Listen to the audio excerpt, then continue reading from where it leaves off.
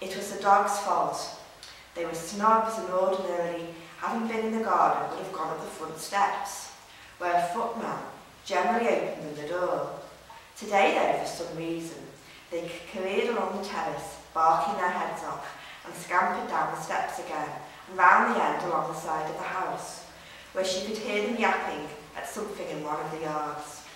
It was the City of Westminster Travelling Library, a large remover-like van parked next to the bins outside one of the kitchen doors.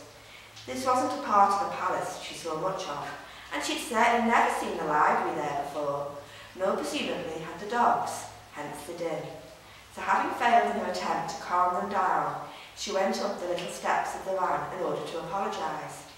The driver was sitting with his back to her, sticking a label on a book. The only seen borrower, a thin ginger-haired boy in white overalls, crouched in the aisle reading.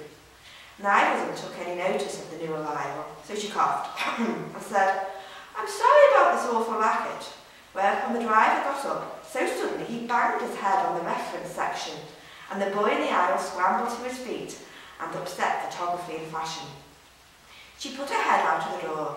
"Shut up this minute, you silly creatures," which was had been the move's intention, gave the driver librarian time to compose himself and the boy to pick up the books. "One has never seen you here before, Mr. Hutchings, Your Majesty, every Wednesday, ma'am." "Really? I never knew that. Have you come far?" "Only from Westminster, ma'am." "And you are?" "Norman, ma'am, Seekins."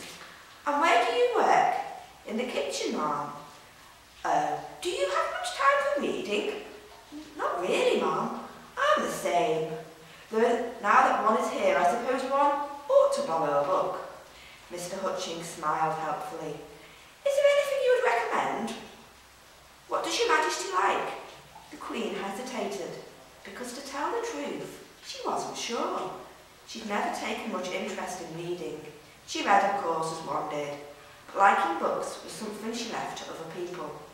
It was a hobby, and it was in the nature of her job that she didn't have hobbies. Jogging, growing roses, chess or rock climbing, cake decorations, or model aeroplanes, no. Hobbies involved preferences, and preferences had to be avoided. Preferences excluded people. One had no preferences. Her job was to take an interest, not to be interested herself. And besides, reading wasn't doing. She was a doer.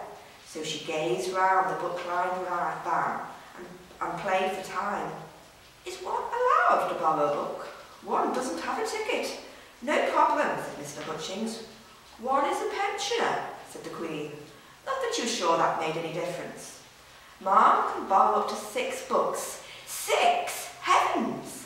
Meanwhile, the ginger-haired young man had made his choice and given his book to the librarian to stamp. Still playing for time, the Queen picked it up. "What have you chosen, Mr. Seekins?" expecting it to be, well, she wasn't sure what she expected, but it wasn't what it was. "Oh, Cecil Beaton, did you know him?" "No, ma'am. No, of course not. You'd be too young. He always used to be round here snapping away, and a bit of a tartar. Stand here, stand there, snap, snap, so there's a book about him now." "There's several, ma'am." "Really? I suppose everyone gets written about sooner or later." She rifled through it. "There's probably a picture of me in it somewhere." "Oh yes, that one. Of course he wasn't just a photographer. He designed too. Oklahoma, things like that." "I think it was My Fair Lady, ma'am." "Oh, was it?" said the Queen, unused to being contradicted. "Where did you say you worked?" She put the book back in the boy's big red hands. "In the kitchens, ma'am." She had still not solved her problem, knowing that if she left without a book, it would seem to Mr. Hutchings that the library was somehow lacking. Then on a shelf with rather worn-looking volumes, she saw a name she remembered.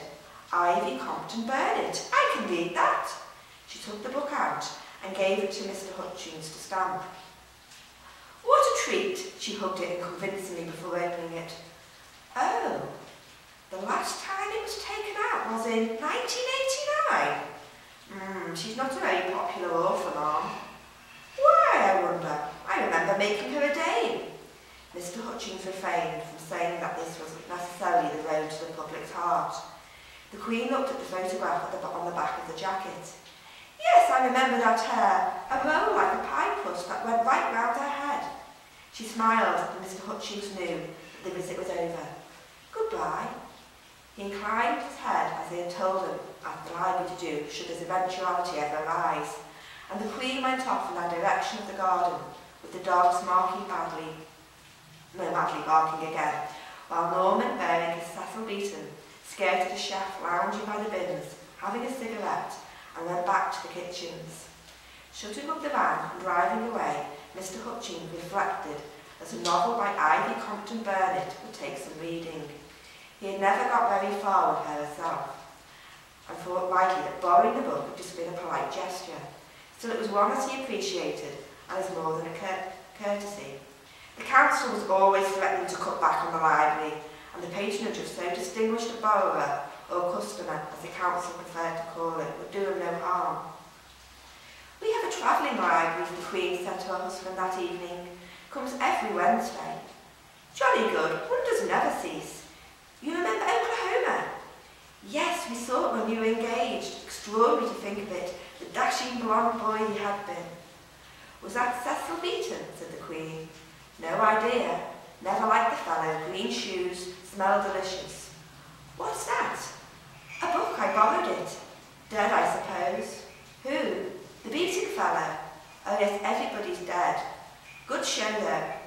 And he went off to bed, glumly singing, Oh, what a beautiful morning, as the Queen opened her book.